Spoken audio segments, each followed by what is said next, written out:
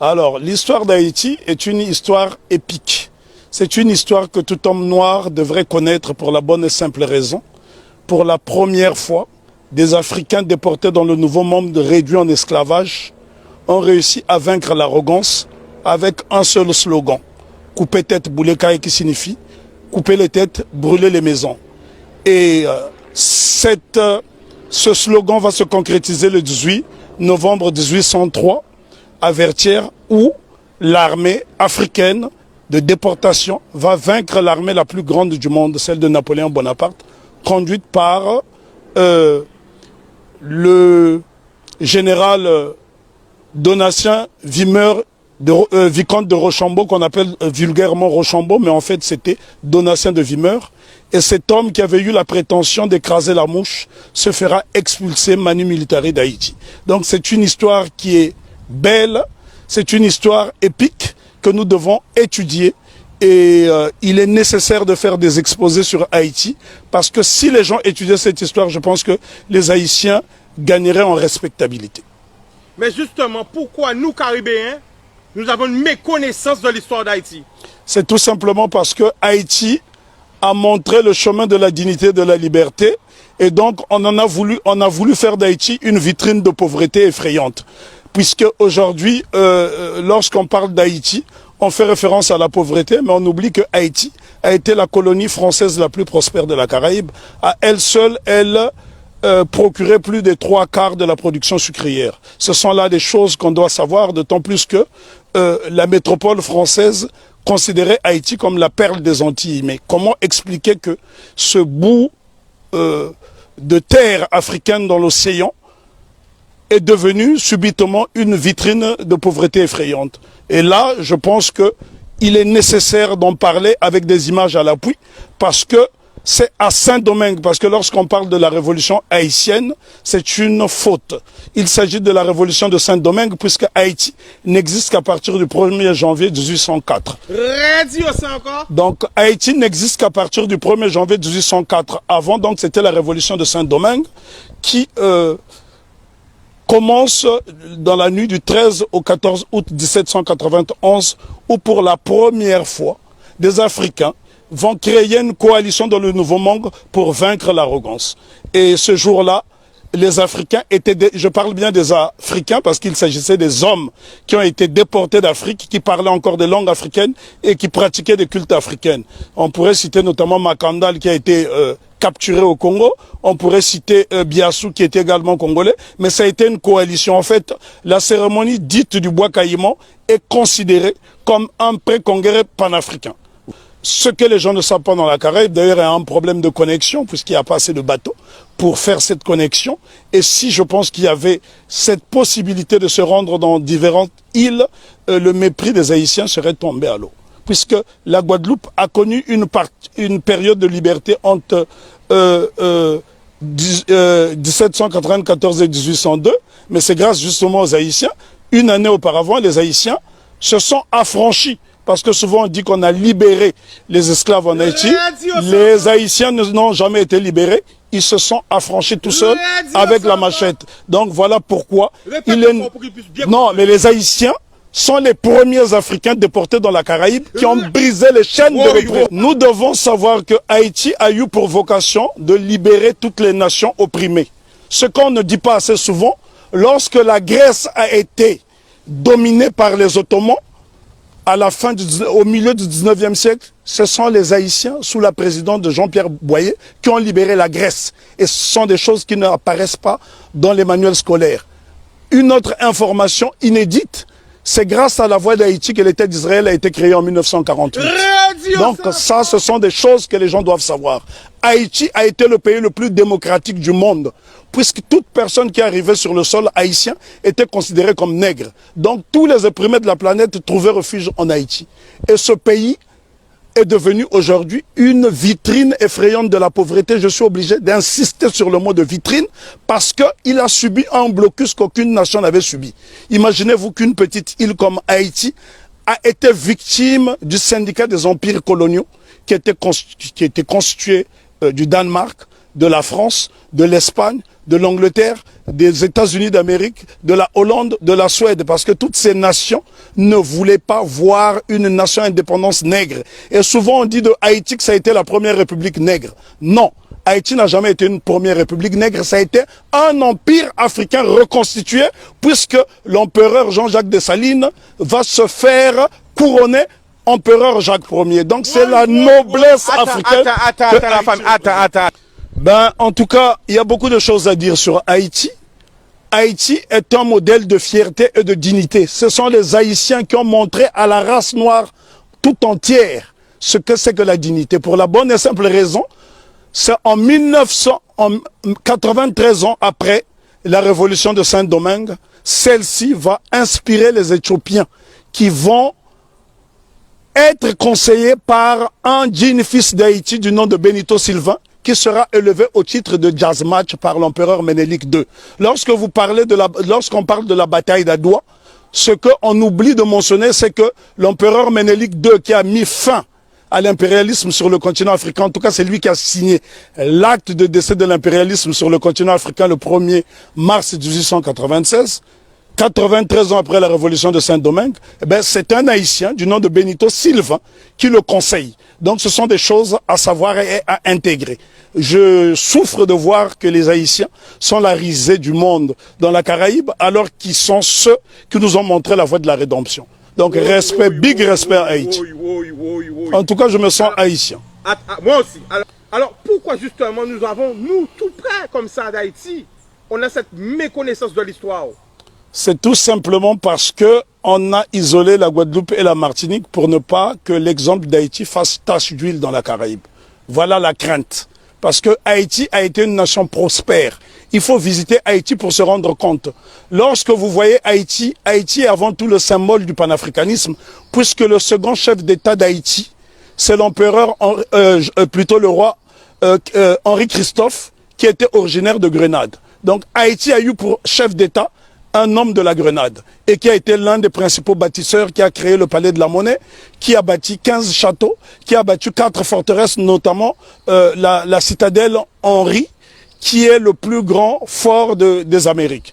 Et ce bâtiment est tellement beau qu'il faut le voir depuis le ciel pour en apprécier, l'ouvrage d'art que c'est. Parce que n'oubliez pas que deux édifices essentiellement ont défié le temps.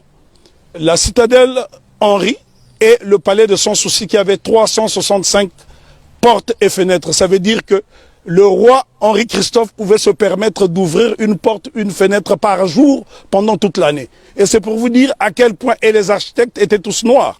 Si vous allez par exemple dans la ville de Kenskoff, vous trouverez le fort Alexandre et le fort Jacques qui sont reliés par un tunnel, et c'est à 1200 mètres d'altitude. La question qu'on doit se poser: comment les Africains déportés à Saint-Domingue ont pu construire ces édifices qui ont défié le temps?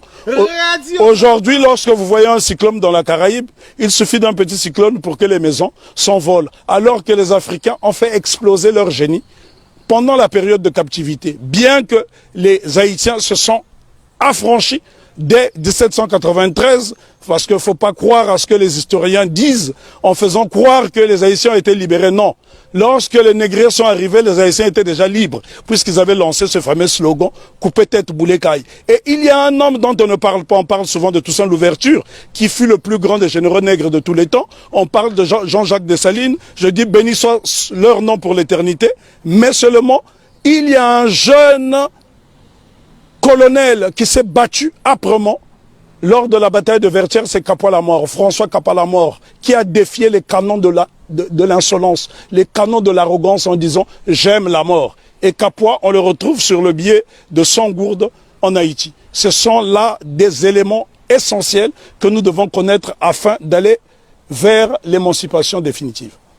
Alors, en résumé, pour parler d'Haïti. On ne peut pas résumer l'histoire d'Haïti, elle est trop belle, elle est trop grande, elle est trop belle. L'histoire d'Haïti, oui, on ne peut pas résumer l'histoire d'Haïti. Haïti, on doit en parler avec passion.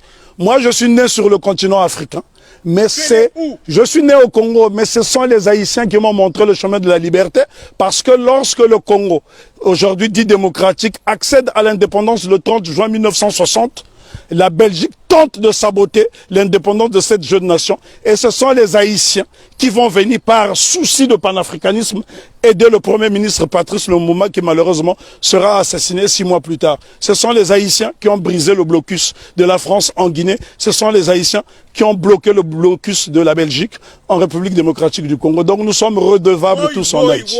Parce que lorsque je parle d'Haïti, je suis dans un temps second. Je suis en transe. Mais pourquoi? On ne peut pas parler d'Haïti de façon légère parce que cette révolution est la première depuis que nous avons perdu l'initiative historique. C'est la première qui est victorieuse parce qu'il y a eu des révolutions aux États-Unis. Il y en a eu au Brésil, notamment avec la création du Quilombo de Palmarès au Brésil avec Zumbi. Mais sauf que toutes ces révolutions dans la Caraïbe ont été étouffées. Si vous allez par exemple en Antigua, vous avez un village qui s'appelle Liberté, où les Africains se sont affranchis très tôt. Mais toutes ces tentatives de souveraineté n'ont pas été concrétisées. Donc ce sont les Haïtiens qui vont pérenniser. N'oublions pas que Haïti sera envahi pendant 29 ans par les États-Unis d'Amérique pour punir cette nation d'avoir vaincu les Blancs. C'est Haïti qui a libéré l'Amérique latine avec Simon Bolivar. Et encore lorsqu'on dit que c'est Haïti qui a libéré, ce n'est qu'une partie d'Haïti puisqu'à cette époque, Haïti était divisé en deux. Il y avait Haïti du Nord qui était un royaume dirigé par le roi Henri Christophe et il y avait le Sud, la République du Sud d'Haïti qui était dirigée par Alexandre Pétion. Et ce bout de terre d'Haïti du Sud va donc donner des soldats de l'argent à Simon Bolivar pour aller libérer une bonne partie de l'Amérique latine. Si vous observez les drapeaux de l'Équateur, du Venezuela, de la Colombie, vous trouverez des armoiries similaires, même les couleurs, à celles du drapeau d'Haïti. Donc c'est très important pour nous d'étudier Haïti parce que Haïti, c'est le symbole de notre fierté. Et les gens dans la Caraïbe doivent intégrer cette notion. Si les Haïtiens n'avait pas lancé ce slogan coupé tête boulet caille qui a fait trembler le monde entier, ben probablement que l'abolition de l'esclavage aurait eu lieu peut-être plus tardivement. Est-ce que tu peux nous donner des exemples de pays? Parce que là on est en direct. L'exemple que je peux vous donner. Quel pays a été aidé par Haïti? Le Congo, pays dont je suis originaire, la République démocratique du Congo a été aidée par Haïti parce qu'en 80 ans de colonisation belge, les Belges n'ont même pas été fichus de former une dactylographe. Et la première dactylographe qui va dactylographier le discours de Lumumba, c'est Suzanne Peck, qui est la mère de Raoul Peck. Donc Haïti est au cœur de notre émancipation. Haïti a aidé l'Éthiopie, Haïti a aidé la Grèce de se libérer. Là, je vous parle de l'Europe. Haïti a aidé la Guinée. Haïti a toujours été au cœur de notre lutte. L'exemple le plus simple, lorsque vous arrivez à Cuba, sur les bords du Malecón, vous trouverez un grand monument qui est dédié à Antonio Maceo. Très peu de gens connaissent ce héros qu'on appelait à l'époque le Tito de bronze. Lui-même qui est le véritable père de l'indépendance de Cuba. On vous parle souvent de José Marti, mais en vérité le père de l'indépendance de Cuba, celui qui a lancé les hostilités contre les Espagnols, c'est Antonio Maceo. Lui-même a été formé en Haïti. Donc Haïti, si vous allez à Cuba, les Haïtiens sont très respectés. Il y a des localités entières où on trouve des Haïtiens.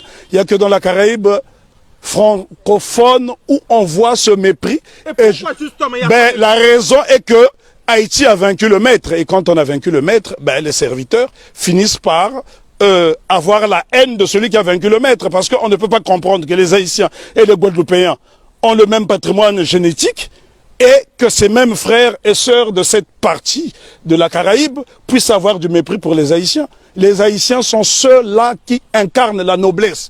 Lorsqu'on parle de la pyramide, ceux qui sont au sommet de la pyramide, ce sont les Haïtiens et puis les Éthiopiens parce qu'ils ont été des nations invincibles. Imaginez-vous que les Haïtiens ont combattu une armée motorisée rien qu'avec des armes rudimentaires. Au point où Maitland, gouverneur britannique de la Jamaïque, viendra supplier tout sans l'ouverture de lui remettre un bateau. Haïti avait l'une des armées les plus puissantes d'Amérique. Et c'est un Haïtien du nom de Jean-Baptiste Pointe du Sable qui crée la ville de Chicago, qui est l'une des plus grandes villes des États-Unis d'Amérique. Donc Jean-Baptiste Pointe du Sable, un nègre d'Haïti. Et lorsque vous arrivez dans la ville de Chicago, vous trouverez son buste à l'entrée de la ville. Si les Américains reconnaissent les Haïtiens comme étant des précurseurs. Et d'ailleurs, je voudrais ici ajouter une information que la plupart des gens ignorent.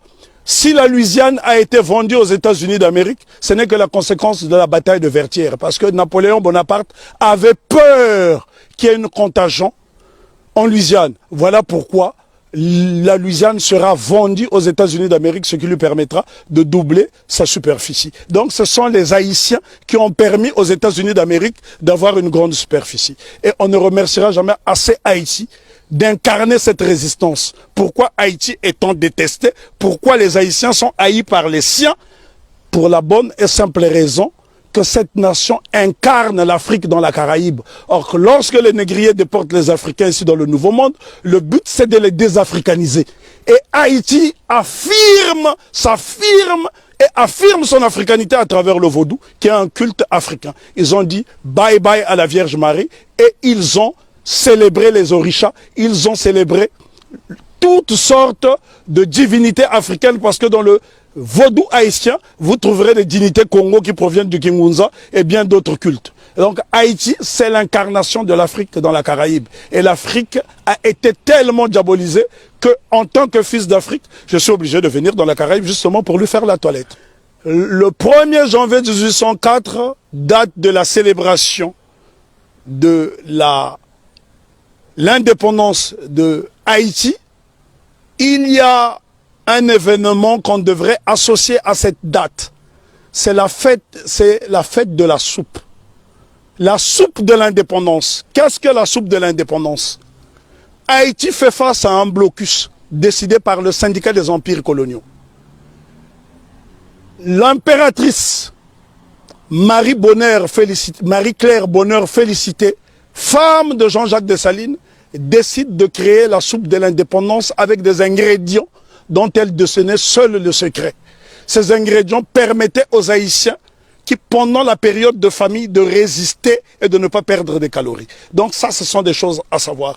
Il y a un savoir scientifique en Haïti qui étonne encore le monde. C'est en Haïti que les Africains ont produit les plus beaux édifices depuis la chute de l'Égypte. Je répète, c'est sur la terre sacrée d'Haïti que les Africains ont réalisé les plus beaux édifices depuis la chute de l'Égypte. Pourquoi nous a formaté, je dirais plutôt, à avoir peur du vaudou? Pour la bonne et simple raison, parce que les cultes africains ne sont pas prosélytes. Et ces cultes ont permis justement aux marrons de résister et les cultes africains ont survécu dans toute la Caraïbe, pas seulement en Haïti. Si vous allez par exemple en Jamaïque, il y a le Pacomania, c'est un culte typiquement africain. Allez en Dominique, vous trouverez ces cultes africains. Le problème est que les gens ne s'intéressent pas à ces cultes. Lorsque vous voyez par exemple le Grappa à Congo qui sera célébré après-demain à Cap-Esther par la famille Massembo, ce sont des postes de résistance africaine dans la Caraïbe. Et dire simplement à mes frères et sœurs de la Caraïbe que n'ayez pas peur d'Haïti. Faites-en une source parce que l'eau qui provient de la source haïtienne est intarissable et cette eau est tellement limpide qu'elle nous permettra d'avoir une vision claire et nette. Nous ne pouvons pas juger Haïti à travers des lunettes du négrier.